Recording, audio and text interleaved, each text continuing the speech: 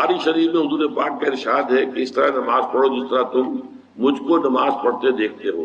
سوال یہ کہ حضور نے کس طرح نماز پڑھی، جبکہ بخاری شریف میں حضور نے رفع یدین کی نماز پڑھی ہے۔ بخاری شریف میں حضور نے رفع یدین کی نماز پڑھی ہے۔ دیکھیے حضور نے مختلف طریقوں اختیار کیے مختلف اوقات میں۔ اب صحابہ کا طرز عمل یہ ہوتا تھا کہ مثلاً ایک روایت آتی ہے کہ ایک صحابی حضور سے ملنے آئے تو بدوی تھے، دیہات کے آدمی تھے، انہوں نے حضور کو دیکھا کہ آپ کا گریبان کھلا ہوا تھا، آپ نے بٹن لگائے ہوئے نہیں تھے۔ پھر انہوں نے ساری عمر اپنے گریبان کے بٹن نہیں لگائے کہ میں نے محمد کو اس طرح دیکھا ہے صلی اللہ علیہ وسلم۔ اب یہ ان کا جذبہ ہے، ان کی نیکی ہے، اتباع کا جذبہ ہے۔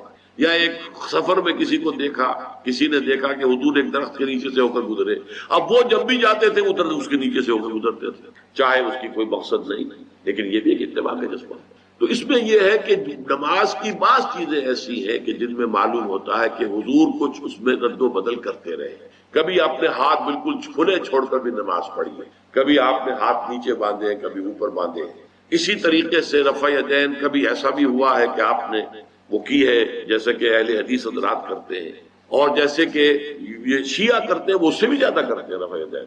اہل حدیث سے آگے ہیں، وہ بہت آگے ہیں رفع یدین کے اندر۔ اور ایک رائے یہ ہے کہ حضور نے آخری زمانے میں آ کر سارے رفع یدین چھوڑ دیے تھے سوائے یہی جو تکبیر تحریمہ کے بعد۔ اب یہ روایات، اب یہ بحث ہو جائے گی علمی، کس روایت کا کیا مقام ہے، کس کی کیا حیثیت ہے۔ بخاری شریف میں جو روایت ہے وہ یہی ہے رفع یدین کی، جو آپ صحیح کہہ رہے ہیں، لیکن یہ کہ بخاری شریف واحد کتاب تو نہیں ہے حدیث کی، مصنف عبد الرزاق ایک کتاب ہے، اور اسی طریقے سے اور اس میں یہ کہ امام مالک کے پیروکار، حالانکہ امام مالک مدینے کے دارالہجرہ کے امام ہیں، وہ رفع یدین نہیں کرتے، امام شافعی کے کرتے ہیں، امام مالک کے نہیں کرتے، امام ابو حنیفہ کے نہیں کرتے۔ تو ان چیزوں میں بہت زیادہ پریشان ہونے کی ضرورت نہیں ہے۔ اصل جو معجزہ ہے حضور کا اور اسلام کا وہ یہ ہے کہ 1400 برس گزر گئے لیکن نماز کے ضمن میں اتنا اختلاف نہیں ہے کہ تمام مسلمان باجماعت نماز نہ پڑھ سکیں۔ دیکھیے رفع یدین کرنے میں جماعت ٹوٹی نہیں، آپ نے کیا یا نہیں کیا، جماعت کی فارمیشن برقرار رہی۔ فرض کیجئے کوئی شخص یہ سمجھتا کہ پہلے سجدہ ہے پھر رکوع ہے، تو اب یہ دو آدمی ساتھ نماز نہیں پڑھ سکتے، جن میں سے ایک کے نزدیک پہلے رکوع ہے پھر سجدہ ہے، دوسرا یہ سمجھتا ہے کہ نہیں پہلے سجدہ ہے پھر رکوع ہے، نہیں ہو سکتا، ان کی جماعت اب جمع نہیں ہو سکتا۔ یا کسی کا یہ خیال ہو کہ جیسے ہر رکعت میں رکوع ہے کہ سجدہ بھی ایک ہے، وہ ایک سجدہ کر کے کھڑا ہو جائے۔ اب ظاہر بات ہے دوسرا شخص جس کے نزدیک دو سجدے ہیں وہ ایک اور سجدہ کرے گا، فارمیشن ٹوٹ گئی، اب وہ ساتھ نماز نہیں پڑھ سکتے۔ 1400 برس بیت گئے، مشرق بعید سے مغرب بعید، پوری دنیا، آج تو کوئی کونا ہے ہی نہیں جہاں مسلمان نہ ہو، لیکن جو سالڈ مسلمان جو ہیں وہ تو آپ سمجھیے کہ انڈونیشیا سے لے کر موریتانیہ تک تو مسلمانوں کی کتنی بڑی تعداد، لیکن کہیں ایسا نہیں ہے کہ آپ کی فارمیشن ٹوٹتی ہو۔ کوئی ایسا مسلک نہیں ہے جس میں یہ خیال ہو کہ مغرب کی رکعت میں 2 ہیں جیسے فجر کی ہے، نہیں، کوئی 3 رکعتیں ہیں۔ کوئی ایسا مسلک نہیں جس میں یہ معلوم ہو کہ فجر کی رکعتیں 3 ہیں 2 نہیں ہے، کوئی نہیں۔ عصر کی 2 ہیں یا 4 6 ہیں، وہی رکعتیں، وہی رکعت کی ترتیب، پہلے کھڑے ہونا ہے پھر رکوع ہے پھر کھڑے ہونا پھر سجدے میں جانا ہے پھر بیٹھنا ہے پھر سجدہ پھر کھڑے ہونا۔ فارمیشن نہیں ٹوٹتی، شیعہ ہو سنی ہو، اور اس میں حنفی ہو مالکی ہو شافعی ہو حنبلی ہو زیدی ہو ظاہریہ ہو، کوئی بھی ہو، کسے باشد تمام مسلمان مل کر جماعت سے نماز ادا کریں گے اور ان کی جماعت ٹوٹتی نہیں۔ یہ ہے جس کو ہمیں سمجھنا چاہیے۔ یہ کیوں ہے؟ صلو کما رأیتمونی اصلی، کہ حضور کی کو جس طرح دیکھا صحابہ نے نماز پڑھتے ہوئے ویسے نماز پڑھ رہے ہیں، صحابہ نے ویسے نماز پڑھی، پھر آپ کے بعد تابعین نے اسی طریقے سے نماز پڑھی، پھر اس کے بعد تبع تابعین نے پڑھی، نسل بعد نسل منتقل ہو رہا۔ آپ کے تھوڑا تھوڑا اختلاف اگر ہے تو اس کے لیے زیادہ پریشان نہیں ہونا چاہیے۔ معزز حاضرین اور محترم خواتین، السلام علیکم ورحمۃ اللہ وبرکاتہ۔ آپ کے علم میں اس سے پہلے بھی آ چکا ہوگا اور ابھی بھی آپ کو یاد دہانی کرا دی گئی ہے کہ میری گفتگو کا موضوع ہے اللہ تعالیٰ کا انسانوں سے واحد مطالبہ۔ آپ حضرات میں سے بہت سے لوگ حیران بھی ہوئے ہوں گے کہ واحد مطالبہ کیا معنی؟ اللہ کے تو مطالبے بہت ہیں، نماز پڑھو 5 وقت، روزہ رکھو رمضان کا، صاحب نصاب ہو تو زکوٰۃ ادا کرو، اور صاحب استطاعت ہو تو حج کرو، اپنا مال خرچ کرو اللہ کی راہ میں، خنزیر مت کھاؤ، مردار مت کھاؤ، خون مت کھاؤ، اور جو چیزیں اللہ کے سوا کسی اور کے نام پر ذبح کی ہوں ان کا گوشت مت کھاؤ، شراب نہ پیو، سود مت کھاؤ، جوا مت کھیلو۔ شریعت کے احکام جتنے بھی ہیں وہ اللہ کے مطالبات ہیں. لیکن مسئلہ یہ ہے کہ اگر ہم ایک لفظ میں کہنا چاہیں کہ ہمارا رب ہم سے کیا چاہتا ہے، ایک لفظ، اس کے لیے میں آپ کو ایک حدیث بھی سنا دوں. ایک بدو صحابی حضور کی خدمت میں حاضر ہوئے، دیہاتی تھے. انہوں نے عرض کیا کہ اے اللہ کے رسول، میں زیادہ باتیں نہ سمجھ سکتا ہوں نہ یاد رکھ سکتا ہوں، مجھے تو بس کوئی ایک بات ایسی بتا دو کہ میں اس کو مضبوطی سے تھام لوں اور میری نجات ہو جائے. حضور نے یہ نہیں فرمایا کہ یہ تم کیا بے وقوفی والا سوال کر رہے ہو، تو ایک بات تو نہیں ہے، دین کی تو بہت سی باتیں. آپ نے تو ہمیں بھی اصول بتایا ہے کہ کلم الناس علی قدر عقولہم، لوگوں سے گفتگو کیا کرو ان کی عقل اور فہم کے مطابق. لہذا آپ نے جواب دیا قل آمنت باللہ ثم استقم، بات ختم. کہو میں ایمان لایا اللہ پر، پھر اس پر جم جاؤ. اب یہ کہنا تو آسان ہے میں اللہ پر ایمان لایا، لیکن جم جانا، ثم استقم، اس استقامت میں قیامت مضمر ہے. اسی طرح ایک لفظ میں اگر آپ اللہ تعالیٰ کے تمام احکام کو جمع کرنا چاہیں تو وہ لفظ عبادت. ابھی میں نے سب سے پہلے آپ کو سورہ نوح کی ابتدائی آیت سنائی. اللہ فرماتا ہے انا ارسلنا نوحا الی قومہ، ہم نے بھیجا تھا نوح کو اس کی قوم کی طرف، ان انذر قومک من قبل ان یاتیہم عذاب الیم، کہ اپنی قوم کو خبردار کر دو اس سے پہلے کہ دردناک عذاب آ جائے. اس حکم پر عمل کرتے ہوئے حضرت نوح نے کیا کہا؟ یا قوم اعبدوا اللہ واتقوہ واطیعون، اے میری قوم کے لوگوں اللہ کی عبادت کرو، اس کا تقوی اختیار کرو اور میری اطاعت کرو. تو آپ نے دیکھا ہوگا کہ مکی صورتوں میں، سورہ اعراف میں، سورہ یونس میں، سورہ شعراء میں بار بار اولو العزم رسول جو ہیں اللہ کے، حضرت نوح علیہ السلام، حضرت ہود علیہ السلام، حضرت صالح علیہ السلام، حضرت لوط علیہ السلام، حضرت شعیب علیہ السلام، حضرت ابراہیم علیہ السلام، حضرت موسیٰ علیہ السلام، حضرت عیسیٰ علیہ السلام، ان سب کی دعوت ایک ہے، یا قوم اعبدوا اللہ ما لکم من الہ غیرہ، اے میری قوم کے لوگوں اللہ کی عبادت کرو، اس کے سوا تمہارا کوئی معبود نہیں ہے. کہیں الفاظ آتے ہیں یا قوم اعبدوا اللہ واطیعون، اے میری قوم کے لوگوں اللہ کی عبادت کرو اور میری اطاعت کرو. تو ایک لفظ اگر ہے تو عبادت. اسی لیے میں نے آپ کو تیسری آیت سنائی سورہ زاریات کی، وما خلقت الجن والانس الا لیعبدون، میں نے جنوں اور انسانوں کو نہیں پیدا کیا مگر صرف اس لیے کہ میری عبادت کرے. گویا کہ غرض تخلیق آدم، انسانوں کی تخلیق کا مقصد یہ ہے کہ وہ اللہ کی عبادت کرے. کس قدر اہم لفظ ہے. اسی کے لیے اس کی ترجمانی کرتے ہوئے کہا تھا شیخ سعدی رحمۃ اللہ علیہ نے، زندگی آمد برائے بندگی، زندگی بے بندگی شرمندگی. یہ میں آپ کو بتاؤں گا کہ عبادت کا سب سے بڑا حصہ جو ہے بندگی ہے، غلامی ہے، اطاعت ہے. تو انسان کا مقصد ہے تخلیق عبادت ہے. البتہ اس میں جو بات سمجھنے کی ہے وہ یہ ہے عبادت ہمہ تن، ہمہ وقت، ہمہ وجوہ درکار ہے. اللہ کی بندگی، اللہ کی غلامی، اللہ کی عبادت، اس کا تقاضا کیا ہے؟ ہر وقت، ہر آن، ہر لحظہ، ہر معاملے میں اللہ کا حکم مانا. اس لیے کہ عبد کہتے تھے غلام کو. آج کل غلامی کا وہ تصور دنیا میں کہیں نہیں. غلام اپنے آقا کی ملکیت ہوتا تھا. غلام کو جب چاہے آقا قتل کر دیتا تھا، اس پر کوئی مقدمہ نہیں تھا، نہ 302 کا، نہ 303 کا، نہ 304 کا، کوئی مقدمہ نہیں. بالکل ایسے جیسے آپ کی بکری ہو، آپ اس کو ذبح کریں، گوشت کھائیں، بانٹیں اپنے دوستوں، تو کوئی آپ سے پوچھ سکتا ہے بکری کیوں ذبح کی؟ اسی طرح آقا جو ہے اپنے غلام کو اگر ذبح کرتا تھا تو کوئی اس سے نہیں پوچھتا تھا تم نے کیوں کیا، اس لیے کہ میرا غلام ہے، میرا غلام تھا، میں نے اس کو ذبح کر دیا. اچھا، آج ہمارے ذہن میں سب سے بڑا نقشہ آتا ہے ملازم کا. یہ ملازم جو ہے، جس نے ملازم رکھا ہے، امپلائر اور امپلائی ریلیشن شپ کیا ہے، زیادہ سے زیادہ وہی ہمارے سامنے آتا ہے. لیکن اس میں آپ نوٹ کریں گے کہ ملازم ہمہ وقت نہیں ہوتا، اس کی ملازمت کا وقت مقرر ہے. پہرہ دار ہے، 12 گھنٹے پہرہ دے گا رات کو، اس کے بعد جا کے سوئے گا. اگر وہ کھانا پکانے والا ہے، کھانا پکائے گا. کوئی اور کام آپ نہیں کہہ سکتے. آپ کہیں جا کے میرا ٹوائلٹ صاف کراؤ، وہ صاف کہہ دے گا جناب میں آپ کا خانسامہ ہوں، میں آپ کا کھانا پکانے کے لیے ملازم ہوا ہوں، ٹوائلٹ صاف کرنے کے لیے تو نہیں ہوا. یہ ملازم جو ہے یہ ہمہ وقت نہیں، یہ ہمہ جہت نہیں ہے، ہمہ تن نہیں ہے. لیکن غلام جو ہوتا تھا، غلام کسی وقت بھی کار نہیں کر سکتا. رات کو 12-1 بجے آقا حکم دے وہ اس کو پورا کرنا ہوگا، جو حکم دے پورا کرنا ہوگا. لہذا اس غلامی کا تصور کیجیے. عبد سے بنا عبادت. جیسے بندہ، فارسی میں عبد کا لفظ کیا ہے؟ بندہ. بندہ و آقا، تمیز بندہ و آقا فساد آدمیت ہے. لیکن وہ بندہ جو ہے جس سے بندگی بنا ہے. تو میں نے ابھی آپ کو شعر سنا دیا، زندگی آمد برائے بندگی، زندگی بے بندگی شرمندگی. تمہیں تو پیدا ہی کیا گیا اس لیے کہ ہماری عبادت کرو، تمہارا مقصد تخلیق یہ ہے کہ ہماری عبادت کرو. تو یہ عبادت ہے ہم تن، ہم وقت، ہم وجوہ، اللہ کی اطاعت، اللہ کی غلامی، اللہ کی بندگی. بدقسمتی سے ہمارے ہاں تصور، ہمارا جب زوال شروع ہوا ہے تو یہ کوئی 2-4 صدی کی بات نہیں ہے، 1000 سال سے ہمارا زوال زوال زوال زوال زوال چلا آ رہا. اس زوال میں ہمارے مفہوم بدل گئے، ہمارے معنی بدل گئے، الفاظ کے اصطلاحات کا مفہوم تبدیل ہو گیا ہے. اب ہم کیا سمجھتے ہیں عبادت ہے نماز روزہ حج اور زکوٰۃ، بس یہ عبادت ہے، اور عبادت کسے کہتے ہیں؟ بہت غلط بات ہے. سوچئے اگر عبادت یہی ہے نماز روزہ، تو کیا ہم 24 گھنٹے نماز پڑھتے ہیں؟ اللہ نے کہا میں نے پیدا ہی کیا عبادت کے لیے. تو کیا 24 گھنٹے روزہ رکھتے ہیں؟ کیا 12 مہینے روزہ رکھتے ہیں؟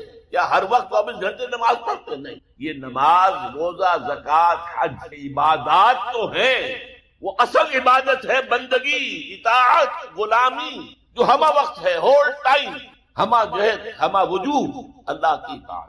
البتہ اس میں ایک چیز کا اضافہ ہے، اطاعت مجبوراً بھی ہوتی ہے. آج سے 60 سال پہلے انگریز حکمران تھا ہم پر، ہمیں اس کی اطاعت کرنی پڑتی تھی، لیکن ہمیں انگریز سے محبت تو نہیں تھی. اسی طرح بنی اسرائیل غلام تھے آل فرعون کے، حکم تو مانتے تھے، بیگار میں پکڑے جاتے تھے، کام کرتے تھے، جانے بھی دیتے تھے، لیکن وہ فرعون سے محبت تو نہیں کرتے تھے. لہذا عبادت جب اللہ کی ہوگی وہ صرف اطاعت نہیں ہوگی بلکہ محبت کے ساتھ اطاعت کی جائے، ہمہ وقت، ہمہ تن، ہمہ وجوہ، انتہائی درجے میں اللہ سے محبت کے ساتھ. یہی وجہ ہے کہ 2 بڑی عظیم شخصیتیں امام ابن تیمیہ اور حافظ ابن قیم رحمۃ اللہ علیہما، ان دونوں نے جو ڈیفینیشن کی ہے، ہاؤ ٹو ڈیفائن عبادت، عبادت ہے کیا، تو حافظ ابن قیم کہتے ہیں العبادت تجمع اصلین، 2 چیزوں کو جمع کرنے سے عبادت، غایت الحب وغایت الذل والخضوع، حد درجے میں اللہ سے محبت کر اور حد درجے میں اس کے سامنے جو فرمان ہو حاضر. البتہ عبادت کا چیز ہے وہ ہے اطاعت. جیسے میرا یہ 2.5 منٹ، اس کی اصل حقیقت وہ جان ہے. وہ جان نہ ہو تو جلد از جلد نہلا کے دھلا کے کفن پہنا کے قبر میں اتار دیں کہ کہیں خواہ جسم جو ہے جل پھٹ نہ جائے. اصل سے جان ہے، جان تو نظر نہیں آتی، نظر تو جسم ہے. لہذا اطاعت کا جو جسم ہے وہ ہے عبادت کا جسم ہے، اطاعت وہ نظر آتا ہے. اللہ کا حکم ہے نماز پڑھو، نماز پڑھ نظر آتا ہے کہ نہیں؟ اللہ کا حکم ہے روزہ رکھو، ہم نے روزہ رکھا تو سامنے معلوم ہو گیا کہ نہیں؟ اللہ کا حکم ہے زکوٰۃ دو تو ہم زکوٰۃ دیں تو پتہ چلتا ہے کہ ہم نے. اللہ کا حکم ہے کہ اگر صاحب استطاعت ہو تو حج کرو، تو جب ہمیں نظر آتا ہے کہ حج کرو. لیکن عبادت تب میں حد درجے کی محبت شامل ہے. الا لا ایمان لمن لا محبت له، الا لا ایمان لمن لا محبت له، الا لا ایمان لمن لا محبت له. یہ محبت نہیں ہے اس کا کوئی. محبت اللہ کی نمبر 1 اور محبت اس کے رسول کی نمبر 2. محبتیں ہوں تو ایمان. قرآن میں فرمایا گیا الذین آمنوا اشد حبا للہ، اشد حبا للہ. اشد کا لفظ آپ جانتے ترین، جو واقعی صاحب ایمان ہے وہ شدید ترین محبت کرتے ہیں اللہ کے ساتھ. اور رسول نے اپنے بارے میں فرما دیا بہت خوب، لا یؤمن احدکم حتی اکون احب الیہ من والدہ والناس. مومن نہیں ہو سکتا جب تک کہ میں اسے اس کے باپ سے، اس کے بیٹے سے اور تمام انسانوں سے زیادہ محبوب نہ ہو جائے. محبت نہیں آتی، نظر آئے گی اطاعت کہ آپ نے اللہ کا حکم مانا، رسول کا حکم، لیکن یہ اطاعت عبادت تب بنے گی کہ اللہ کی محبت کے اشار ہو کر اللہ کی اطاعت. چنانچہ قرآن میں عمدہ مثال ہے جب حضرت موسیٰ علیہ السلام پہلی مرتبہ فرعون کے دربار میں مذاق اڑایا، یہ آیا ہے یہ موسیٰ اور یہ ہارون اس کا بھائی، اور یہ ہم پر حکم چلانا چاہتے ہیں. وَقَوْمُهُمَا لَنَا عَابِدُونَ، حالانکہ ان کی قوم تو ہماری عابد قوم ہے، غلام قوم. اب یہاں عبادت کی کیا معنی؟ بنی اسرائیل وہ بادشاہ کی پرستش نہیں کرتے تھے لیکن بادشاہ کی اطاعت کرنے پر مجبور تھے، اطاعت کرتے تھے. اس کو اس نے کہا وَقَوْمُهُمَا لَنَا عَابِدُونَ، کی قوم جو ہے وہ تو ہماری عابد ہے، عبادت گزار ہے، ہماری غلام ہے، ہماری اطاعت شعار ہے. وہ کیا حق پہنچتا ہے ہماری بالکل میں آؤں. فرعون کا لفظ ہے، آپ اسے لے آئے. اللہ کا لفظ ملاقات میں موسیٰ علیہ السلام نے جب دعوت، فرعون نے طنز الم نربک فینا ولیدا، اے فرعون، اے موسیٰ تم وہی نہیں ہو جسے ہم نے اپنے گھر میں پالا پوسا. اللہ تعالیٰ کے موسیٰ کو دریائے نیل میں ڈال دیا تھا. وہ محل کے پاس سے گزر رہا تھا کہ وہاں کچھ عورتیں دریا پر آئی ہوئی نہانے، وہ تابوت جو تھا اور اتنے خوبصورت، یہ فوراً سمجھ میں آ گیا تھا یہ کوئی اسرائیلی. اسرائیلی بچوں کے بارے میں حکم تھا کہ فوراً قتل کرو، اگر لڑکا ہو لڑکی ہو. یہاں حضرت آسیہ تھی، بنی اسرائیل نے کہا فرعون لا تقرۃ عین لی ولک، دیکھو ہمارے ہاں اولاد میں میرے اور تمہارے لیے آنکھوں کی طرف، لہذا اللہ تعالیٰ نے ایک جگہ سورہ طٰہٰ میں احسان بھی حضرت موسیٰ پر وَأَلْقَيْتُ عَلَيْكَ مَحَبَّةً مِّنِّي، میں نے اے موسیٰ تم پر اپنی محبت کا پرتو ڈال دیا تھا، ایسی محبت خدا بندی، ایسا اس کا جذبہ ابھرا، لوگوں محل میں پلے ہیں۔ تو اس کے بعد فرعون کو تک اولاد نہیں تھی، بعد میں اولاد ہو گئی، جو بعد میں اولاد ہونے والا جو ہے پیدا ہونے، وہ حضرت موسیٰ کو اپنا بڑا بھائی سمجھا۔ تو حضرت موسیٰ کو جب تانا دیا الم نربک فینا ولیدا، اے موسیٰ تم وہی نہیں جس سے ہم نے بچپن میں پالا پوسا تھا، ہمارے ٹکڑوں پر پلے اور آج ہمارے منہ کو آ رہے ہو؟ اس کا جواب کیا؟ دل کا نعمتھا علیہ ان عبدت بنی اسرائیل، بڑا احسان کیا کہ مجھے اپنے گھر میں پال دیا اور میری ساری قوم کو غلام بنا رکھا ہے۔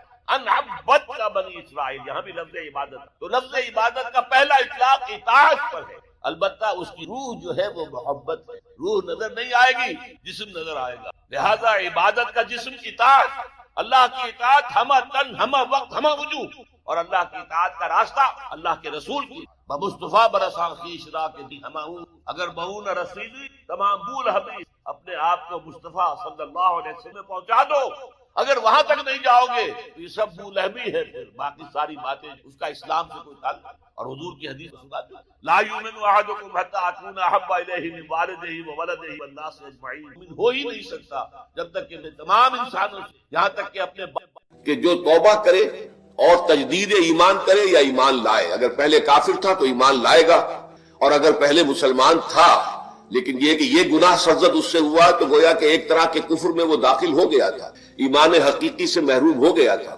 تو گویا کہ تجدید ایمان کرے، الا من تاب وآمن وعمل عملا صالحا، اور پھر اس کا عمل تبدیل ہو جائے، عمل درست ہو جائے، غلط کام کو فی الواقع چھوڑ دے، فاولئک یبدل اللہ سیئاتہم حسنات، تو یہ وہ لوگ ہیں کہ اللہ تعالیٰ ان کی برائیوں کو بھلائیوں سے بدل دے گا۔ یہ بات جو ہے بہت بلند ہے، اس میں اللہ تعالیٰ کی طرف سے وعدہ جو ہو رہا ہے کہ فاولئک یبدل اللہ سیئاتہم حسنات وکان اللہ غفورا رحیما ومن تاب وعمل صالحا، پھر دوبارہ تکرار کے ساتھ یہ بات آ چکی ہے، جو توبہ کرے اور پھر عمل اچھا کرے، فإنہ یتوب الی اللہ متابا، تو وہ ہے جو حقیقت میں توبہ کرتا ہے اللہ کی جناب میں جیسے کہ توبہ کرنی چاہیے، عمل میں کوئی تبدیلی نہ ہو، اور توبہ کی تسبیح ہوتی چل رہے، استغفر اللہ ربی من کل ذنب واتوب الیہ، آپ نے 10 تسبیحیں کر دی، 1000 مرتبہ کہہ لیا، یہ سب زیرو ہے اللہ کی نگاہ میں۔ ذکر کا ثواب مل جائے گا کہ اتنا وقت آپ نے اللہ کا نام لیا ہے، اللہ کا ذکر کیا ہے، اس کا ثواب تو ملے گا، لیکن یہ توبہ نہیں ہے، اس سے کسی گناہ کی معافی کا کوئی سوال نہیں ہوتا، اس سے برائیوں کے بھلائیوں میں بدلنے کا کوئی امکان نہیں، اس سے اس کی سزا سے بچنے کی کوئی سبیل نہیں۔ کہ 3 جو سب سے بڑے بڑے گناہ ہیں، والذین لا يدعون مع اللہ الہا آخر، وہ لوگ کہ جو اللہ کے ساتھ کسی اور الہ کو پکارتے نہیں، کسی اور سے دعا نہیں کرتے، ولا يقتلون النفس التي حرم اللہ الا بالحق، نہیں انسانی جان کو قتل کرتے ہیں جسے کہ اللہ نے محترم قرار دیا ہے مگر حق کے ساتھ، یعنی کوئی قانون کی دفعہ ان کے اوپر لاگو ہو جائے تو بات دوسری ہے، قتل عمد کے قصاص میں قتل ہوگا، یا یہ کہ زنا اگر شادی شدہ مرد یا عورت کرتے ہیں ان کی سزا جو ہے وہ رجم ہے، جو قتل کی ایک بہت ہی شدید شکل ہے، یا مرتد کی سزا قتل ہے، اور یا پھر یہ ہے کہ کافر کو قتل کیا جا سکتا ہے جو حربی ہو، جس کے ساتھ جو جنگ ہے وہ ڈکلیئرڈ ہے۔ ان 4 صورتوں کے علاوہ کسی انسان کو کسی حالت میں کسی جذبے کے تحت قتل کرنا جائز نہیں ہے، حرام مطلق ہے۔ یہ ہمارے ہاں جو وہ عزت کے نام پر آنر کلنگز جو ہو رہی ہوتی ہیں، یہ سب کے سب جو ہے جرم ہے اسلام کی نگاہ میں، کسی کو یہ حق حاصل نہیں ہے کہ اس طرح سے اپنے ہاتھ میں قانون، لیکن اس کے بعد فرمایا تھا کہ جو لوگ یہ کام کرتے ہیں تو پھر یہ ہے کہ یلقا اسامہ، وہ اس کی پاداش بھگت کر رہیں گے، یضاعف لہ العذاب یوم القیامہ، ان کے لیے قیامت کے دن عذاب دگنا کر دیا جائے گا، بڑھا دیا جائے گا، وَيَخْلُدْ فِيهِ مُهَانًا، اور وہ رہیں گے اس میں ہمیشہ نہایت ذلت کے ساتھ، رسوا ہو کر، إِلَّا مَنْ تَابَ وَآمَنَ وَعَمِلَ عَمَلًا صَالِحًا، اس میں استثناء ہے۔ اب سورہ تحریم میں خاص طور پر ایک خاص جو پس منظر ہے اس کے اعتبار سے یہ آیت آ رہی ہے، یا ایھا الذین آمنوا توبوا الی اللہ توبۃ نصوحا، اے وہ لوگوں جو ایمان لائے ہو، اے ایمان کے مدعیوں، دعوے داروں، توبہ کرو اللہ کی جناب میں، لیکن وہ توبہ خالص ہونی چاہیے، توبۃ نصوحا۔ اس سورہ مبارکہ کے پس منظر کو نوٹ کیجئے تو اس میں ایک خطائے اجتہادی کہہ لیجئے حضور سے ہو گئی تھی صلی اللہ علیہ وسلم، اگرچہ وہ خطا جانب خیر میں تھی، اچھے کام کے لیے تھی، برے کام کے لیے نہیں تھی، کہ آپ نے اپنے ازواج مطہرات کی دل جوئی کے لیے ایک شے جو اللہ کی طرف سے آپ کے لیے حلال تھی اس کو استعمال نہ کرنے کی قسم کھا. تو اس پر حضور کو روکا گیا. یا ایھا النبی لم تحرم ما احل اللہ لک تبتغی مرضات ازواجک، اے نبی کیوں آپ اپنے اوپر حرام ٹھہراتے ہیں وہ شے جو اللہ نے آپ کے لیے حلال قرار دیے؟ کیا آپ اپنی بیویوں کی رضا جوئی کے لیے ایسا کر رہے ہیں؟ واللہ غفور رحیم، اللہ غفور ہے، رحیم ہے. اللہ نے آپ کی اس خطا سے درگزر کیا ہے، لیکن قد فرض اللہ لکم تحلۃ ایمانکم، اللہ تعالیٰ نے راستہ تمہارے لیے کھول دیا ہوا ہے کہ ایسی قسموں کو کھولا جا سکتا ہے، جس کے لیے کہ سورہ مائدہ کے اندر کفارہ دے دیا گیا. تو گویا کہ حضور کو یہاں حکم دیا جا رہا ہے کہ آپ اپنی اس قسم کا کفارہ دیجئے، قسم کا، اور یہ جو قسم ہے اس کو کھول دیں. نمبر 2 پہ پھر 2 ازواج مطہرات کا معاملہ آیا کہ حضور نے ایک راز کی بات کہی ایک زوجہ محترمہ سے، لیکن انہوں نے وہ راز جو ہے وہ دوسری زوجہ محترمہ کو پہنچا دیا جن میں زیادہ آپس میں قریبی تعلق تھا. تو گویا کہ یہ بھی ایک طرح سے خیانت ہو گئی، اس لیے کہ راز جو ہے وہ تو ایک امانت ہوتا ہے، اور خاص طور پر عائلی زندگی میں میاں بیوی کے درمیان کے جو معاملات ہوتے ہیں وہ تو بہت ہی رازداری پر مبنی ہوتے ہیں. اس لیے ان میں سے کوئی چیز جو ہے جس کو خاص طور پر کہا گیا ہو کہ یہ ایک راز کی بات ہے جو تم سے کہہ رہا ہوں، کسی اور سے کہنا نہیں ہے، تو اس میں جو غلطی ہوئی ہے وہ بھی ایک بڑی غلطی تھی حضرت عائشہ صدیقہ رضی اللہ تعالی عنہا ان کی. تو ان دونوں کے پس منظر میں پھر تیسری بات آئی کہ اہل ایمان اگر تم غافل ہو اپنے اہل و عیال کی طرف سے اس اعتبار سے کہ ان کا کردار کیسا بن رہا ہے، وہ اللہ کے بندے ہیں یا کوئی غلطیاں کر رہے ہیں، خطا کر رہے ہیں، تو دیکھو یہ تم ان کے ساتھ جو ہے وہ محبت نہیں کر رہے، عداوت کر رہے ہو. اس لیے کہ تمہاری اس نرمی، تمہاری اس شفقت اور ان محبت کے اندر اس درجے بڑھ جانا کہ اس میں اللہ تعالیٰ کے جو حرام کردہ امور ہیں ان میں بھی تم ملوث ہو جاؤ، تو یہ گویا کہ در حقیقت تم اپنے آپ سے بھی دشمنی کر رہے ہو اور ان سے بھی دشمنی کر رہے ہو. اپنے آپ سے دشمنی کر رہے ہو کہ تمہاری عاقبت خراب ہوگی، ان سے دشمنی کر رہے ہو کہ ان کی اگر تربیت غلط ہو جائے گی تو گویا کہ وہ جہنم کا نوالا بنیں گے. اب اس 3 چیزوں کے پس منظر میں فرمایا جا رہا ہے یا ایھا الذین آمنوا توبوا الی اللہ توبۃ نصوحا، اے ایمان والو، اے ایمان کے دعوے دارو، اللہ کے جناب میں توبہ کرو، لیکن توبہ خالص نصوحا.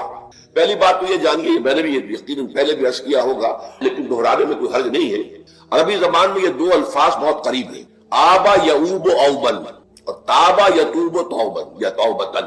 آبا یعوب اوبن بھی ہوتا ہے واپس لوٹنا، لیکن یہ ہے کسی یعنی مادی چیز کی طرف سے واپس لوٹنا. ایک ہے تابا یتوب توبن یا توبتن، وہ کسی فعل سے، مانوی چیز سے پلٹ آنا، لوٹ آنا. چنانچہ ایک بڑی پیاری جو دعا حضور صلی اللہ علیہ وسلم مانگا کرتے تھے، آپ کی مسنون دعاؤں میں سے، جب آپ سفر پر گئے واپس گھر آئے تو گھر میں داخل ہوتے ہوئے آئبونا تائبونا لربنا حامدون، ہم پلٹ کر آ گئے ہیں سفر سے، وطن سے میں پہنچ گئے ہیں، گھر میں داخل ہو رہے ہیں، اور ہم اس حال میں بھی اپنے رب کی جناب میں توبہ بھی کر رہے ہیں، رجوع کر رہے ہیں اللہ کی جناب میں، اور اپنے رب کی حمد کرتے ہوئے داخل ہوئے. آئبونا تائبونا لربنا حامدون. اسی طرح آپ بازار جائیں، اس کے بعد اپنے گھر میں داخل ہو تو یہ دعا پڑھیں، تو یہ گویا یہ بہت ہی ایک سمجھیے مبارک، بہت سی اس کے اندر برکات ہوگی. تو اس میں بھی لفظ آبا یعوب اوبن، تابا یتوب توبن، یہ دونوں کے بہت قریب آ گئے. آئبونا تائبونا لربنا حامدون. توبوا الی اللہ، اب الہ کو نوٹ کیجئے. یہ توبہ کا لفظ بھی بہت سے ایسے الفاظ میں سے عربی زبان کے، جیسا کہ اس سے پہلے ہم دیکھ چکے ہیں کہ ایک لفظ ہے رغبہ، رغبت جسے اردو میں ہم بولتے ہیں. رغبہ الہ ہوگا تو کسی شے کی طرف رجحان ہونا، اس کی طرف پیدا ہو جانا، اس کی خواہش پیدا ہو جانا. اور رغبہ عن ہوگا تو کسی چیز سے متنفر ہو جانا، دور ہٹ جانا، دور چلے جانا. ورب ایک ہی ہے، پریپوزیشن کی چینج سے بالکل برعکس نتیجہ نکل آیا. ومن رغب عن سنتی فلیس منی، جسے میری سنت پسند نہیں ہے، جو اس سے ہٹتا ہے، پیچھے ہٹتا ہے، اس کو ترک کرتا ہے، اس کا مجھ سے کوئی تعلق. اسی طرح مالا یمیل و میلن، مالا الہ کسی شے کی طرف مائل ہونا، مالا عن اس شے سے ہٹ جانا، پیچھے ہٹ جانا، نفرت ہو جانا. اسی میں وہ لفظ تھا صاف، فقط سغت قلوبکما، تمہارے دل جو ہے وہ تو مائل ہو ہی گئے ہیں. سغا بھی الہ ہوگا تو اس کے معنی کسی شے کی طرف مائل ہو جانا، عن ہوگا تو کسی شے سے متنفر ہو جانا. تو وہاں میں عرض کر چکا تھا لقد سغت قلوبکما، تو اے نبی کی دونوں بیویوں تمہارے دل تو یقیناً اللہ کی طرف مائل ہو چکے ہیں، توبہ کی طرف مائل ہو چکے ہیں. لیکن زبان سے یہ کہتے ہوئے کہ حضور معاف کر دیجئے غلطی ہو گئی، یہ اس میں ذرا حجاب آ رہا ہے. ظاہر بات ہے شوہر اور بیوی کے درمیان جس طرح کا تعلق ہوتا ہے تو اس میں یہ کہ بسا اوقات اپنی غلطی کو واضح الفاظ میں تسلیم کرنے میں کچھ ہچکچاہٹ سی ہوتی. تو وہ ایک کیفیت تھی کہ تمہارا دل تو مائل ہو چکا ہے، لیکن یہ کہ تم ذرا زبان سے بھی کہو، اقرار کرو. اسی طریقے سے یہ لفظ توبہ ہے. توبہ الہ ہے، کسی کی جناب میں توبہ کرنا. جب اللہ تعالیٰ کی طرف توبہ کا لفظ آئے گا تو توبوا الی اللہ توبۃ نصوحا، اللہ کی جناب میں توبہ کرو. اور جب اللہ تعالیٰ توبہ کرتا ہے، یہ لفظ جو ہے دو طرف استعمال ہوتا ہے. تواب بندہ بھی ہے، تواب اللہ بھی ہے. اللہ تواب ہے، بہت توبہ کا قبول کرنے والا. بندہ تواب ہے، بہت زیادہ توبہ کرنے والا. وہ حدیث میں آپ کو سنا چکا ہوں، کل بنی آدم خطاؤن وخیر الخطائین التوابون. تمام بنی آدم نہایت خطا کار ہیں، گناہ گار ہیں، غلطیاں ہوتی ہیں، خطائیں ہوتی ہیں، لیکن ان خطا کاروں میں بہتر لوگ وہ ہیں جو بہت توبہ کرنے والے، رجوع کرتے ہیں، پلٹتے ہیں، ان میں پشیمانی پیدا ہو جاتی ہے اور وہ اللہ تعالیٰ کی جناب میں رجوع کرتے ہیں، تو وہ تواب ہیں، بہت زیادہ توبہ کرنے والے. لیکن اللہ کی جناب میں توبہ جب بندہ کرتا ہے تو وہ الہ آئے گا، تابہ الہ، اس نے توبہ کی اللہ کی جناب میں. اللہ توبہ کرتا ہے یعنی اللہ تعالیٰ جو ہے اپنی نظر شفقت اور نظر رحمت جو پھیر دی تھی اس نے کہ ایک بندے نے گناہ کیا ہے، میرے حکم کی جو ہے خلاف ورزی کی ہے، معصیت کا ارتکاب کیا ہے، تو اللہ تعالیٰ اپنی رحمت اور شفقت کی نگاہ اس سے ہٹا لیتا ہے. لیکن جب بندہ توبہ کرتا ہے تو پھر اللہ تعالیٰ بھی رجوع فرماتا ہے اور اپنی شفقت اور رحمت اور مغفرت کے ساتھ بندے کی جانب متوجہ ہو جاتا ہے. لیکن وہاں تابہ اعلیٰ آئے گا، تم علینا، اے پروردگار ہماری توبہ کو قبول فرما، وہ اعلیٰ کے ساتھ آئے گا. ہم جب توبہ کریں گے تو وہ الہ کے ساتھ آئے گا. تو یہاں فرمایا توبو الی اللہ، اللہ کی جناب میں توبہ کرو، پلٹو، رجوع کرو، اور توبۃ نصوحا، خالص توبہ. اس کی جو وضاحت تھوڑی سی میں ابھی کر چکا ہوں کہ خالص توبہ سے مراد کیا ہے. یہ نہیں کہ بس توبہ کی ورد ہو رہا ہے اور توبہ جو ہے وہ اس کے کلمات زبان سے ادا کیے جا رہے ہیں. بعض لوگ ہیں وہ جو آیت کریمہ ہے اس کا 1.25 لاکھ کا ہو رہا ہے، ورد ہو رہا ہے، کتنا ہو رہا ہے، اس کی تسبیح پڑھ رہے، اس سے کچھ نہیں ہوتا جب تک کہ دل کے اندر گناہ سے نفرت پیدا نہ ہو جائے، حقیقی پشیمانی نہ ہو کہ یہ مجھ سے بہت غلط حرکت سرزد ہوتی رہی ہے، پختہ ارادہ نہ ہو کہ آئندہ یہ کام نہیں کروں گا یا کروں گی، اور یہ کہ بالفعل بھی اس کام کو چھوڑ دیں.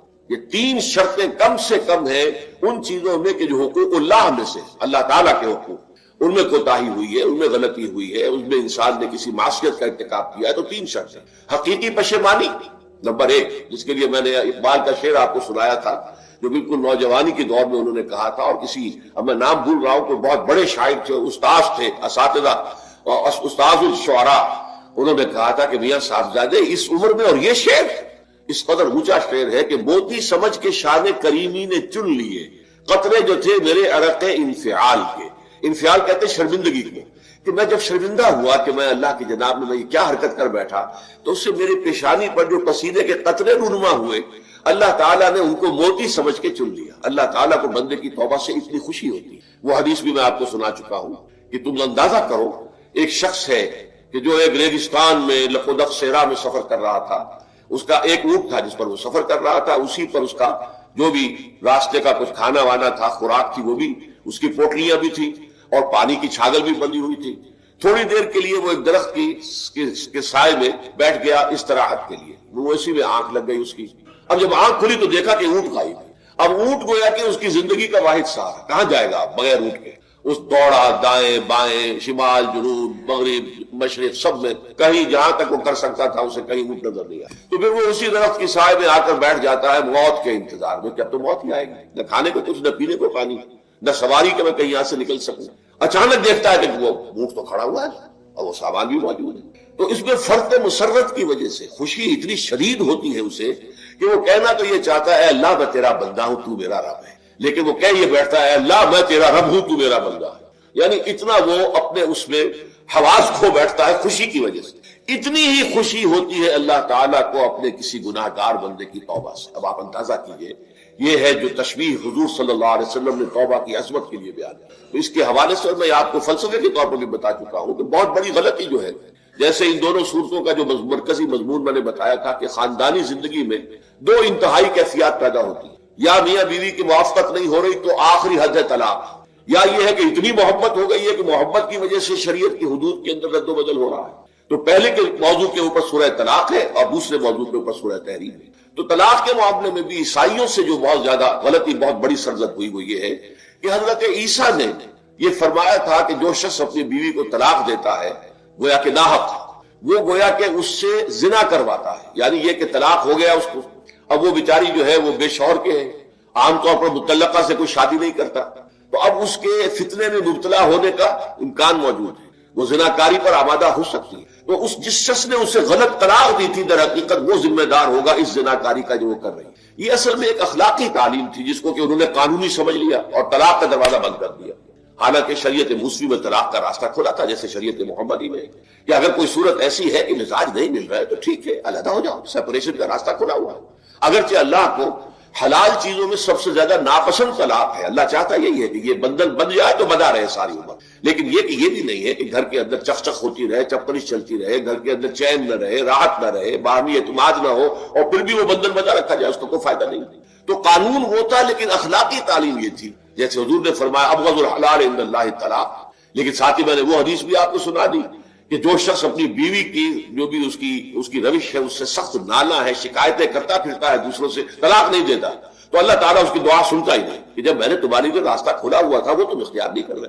یہی معاملہ در حقیقت عیسائیوں نے اس حد تک بڑھایا کہ حضرت آدم اور حوا سے جو خطا ہو گئی تھی وہ خطا جو ہے وہ تو ہر انسان دنیا میں جو آتا ہے تو خطا کار ہے، وہ اپنے آبا و اجداد، اپنے اماں حوا اور اپنے ابا آدم کی خطا لے کر اپنے ساتھ پیدا ہو رہا ہے، تو گناہ گار ہے۔ Man is sinful from the very birth.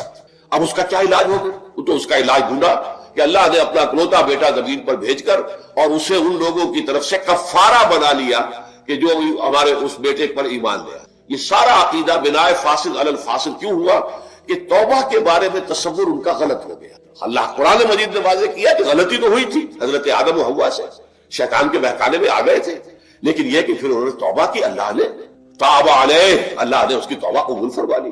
فتلقى آدم من ربہ کلمات فتاب علیہ، تو آدم نے اپنے رب سے کچھ کلمات سیکھ لیے، پشیمانی تو ہو گئی تھی، شرمندگی ہو گئی تھی، لیکن الفاظ نہیں مل رہے تھے، کن الفاظ میں اللہ کی جناب نے توبہ کی۔ اللہ کی کمال شفقت کے اللہ نے وہ الفاظ بھی انہیں تلقین کر دیے جو سورہ اعراف کے اندر بیان ہوئے ہیں، ربنا ظلمنا انفسنا وان لم تغفر لنا وترحمنا لنكونن من الخاسرین۔ اللہ نے توبہ قبول فرما لی، فتاب علیہ۔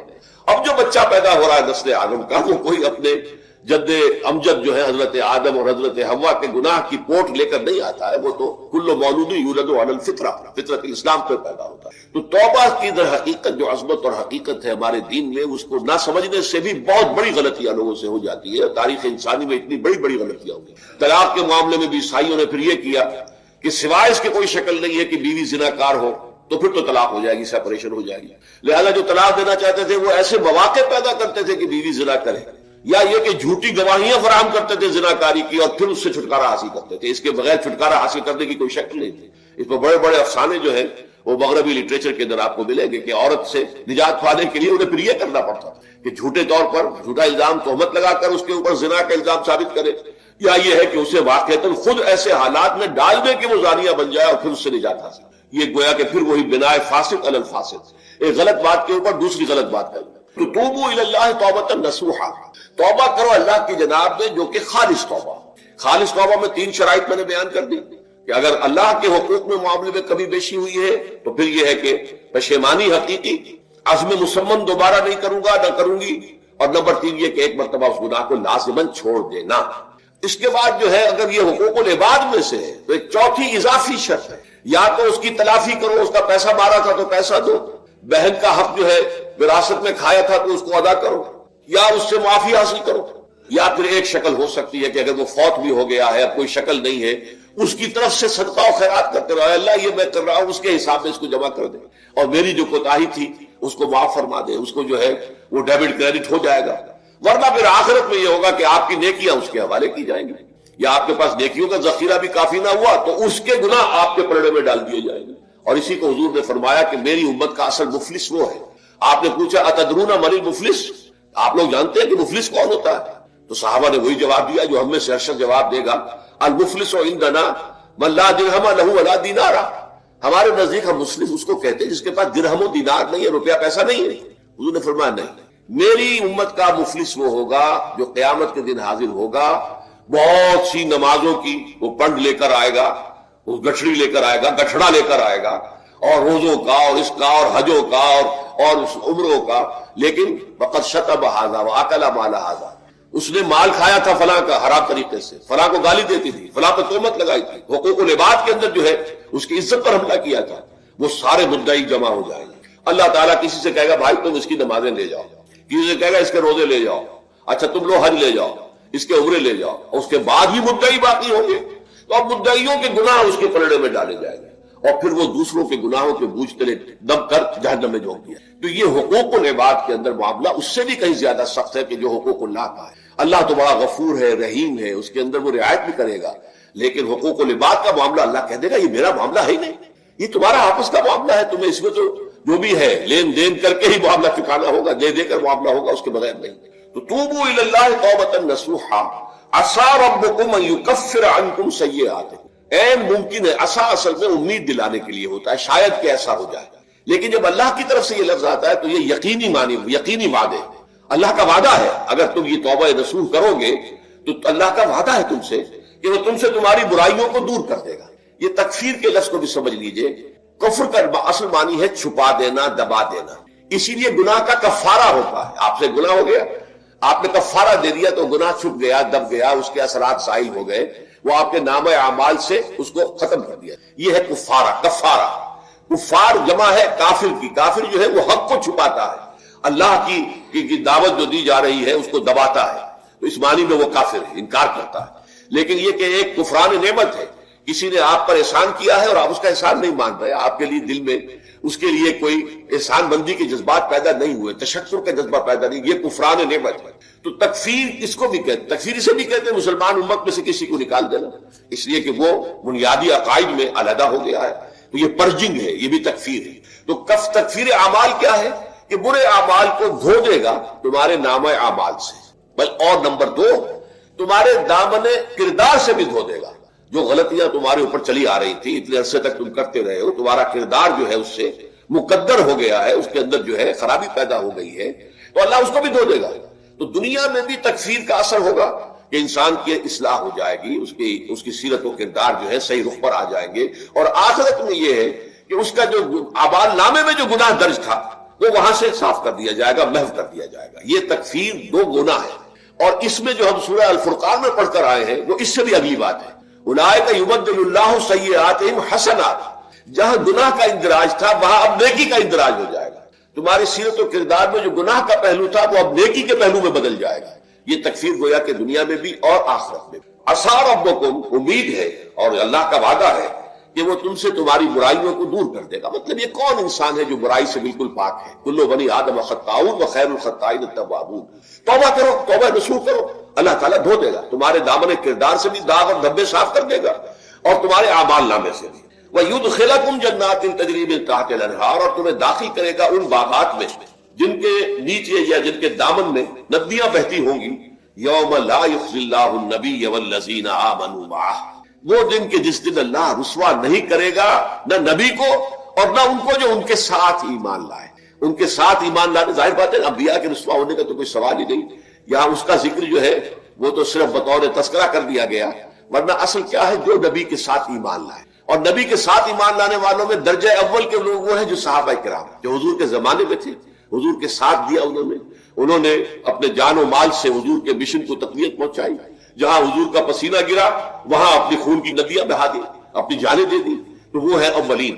لیکن اللہ تعالی ہمیں بھی ان میں شامل کرے، اس لیے کہ جیسے کہ سورہ بقرہ کی جو آخری سے پہلی آیت ہے اس کے اندر بیان فرمایا گیا کہ آمن الرسول بما انزل الیہ من ربہ والمؤمنون، ایمان لائے رسول محمد صلی اللہ علیہ وسلم اس چیز پر کہ جو ان کے اوپر ان کے رب کی طرف سے نازل کی گئی، اور ایمان لائے صاحب ایمان، وہ صاحب ایمان سب کے سب شامل ہو جائے۔ تو قیامت کے دن اللہ تعالیٰ رسوا نہیں کرے گا، یوم لا یخزی اللہ النبی والذین آمنوا معہ، جس دن کہ اللہ تعالیٰ رسوا نہیں کرے گا نہ اپنے نبی کو صلی اللہ علیہ وسلم اور نہ ہی ان کو کہ جو ان کے ساتھ ایمان لائے۔ اور یہ آخرت کی رسوائی جو ہے بہت بڑی رسوائی ہے۔ دنیا کی رسوائی انسان جو ہے اس کو بہت ہلکا سمجھے، آخرت کی رسوائی بہت بڑی ہے۔ پوری خلق خدا جہاں جمع ہوگی، پوری انسانیت جمع ہوگی، تمام آدم سے لے کر آخری انسان تک جمع ہوں گے، اور وہاں اگر رؤوس الاشہاد ہمارا پردہ چاک کیا جائے، ہمارے گناہوں کو جو ہے اعلان کیا جائے، تو کتنی بڑی رسوائی ہوگی۔ اسی لیے یہ دعا مانگتے رہنا چاہیے، اللہم ربنا اجرنا من خزی الدنیا والآخرہ، اے اللہ ہمیں بچا لے، دنیا اور آخرت دونوں کی رسوائی سے بچا لے۔ دنیا کی رسوائی یہ ہے کہ آپ کی کسی غلط کام کا چرچا ہو جائے، دنیا کے اندر پھیل جائے، آپ کی جو ہے عزت جو ہے وہ داغدار ہو جائے، اس سے بھی اے اللہ بچا لے، پردہ ڈال دے۔ جیسے کہ حضور نے لفظ استعمال کیا، اللہ یتغمدنی ربی برحمتہ، اللہ یہ کہ میرا پروردگار مجھے اپنی رحمت کی چادر تلے ڈھانپ لے. اللہ تعالیٰ دنیا میں بھی ہمیں ڈھانپے رکھے اور آخرت میں بھی ڈھانپ لے. تو یہ خزی دنیا والآخرہ، اے اللہ ہمیں دنیا کی بھی رسوائی سے بچائے رکھ اور آخرت کی رسوائی سے بھی بچا لیجیے. بارک اللہ لی ولکم فی القرآن العظیم ونفعنی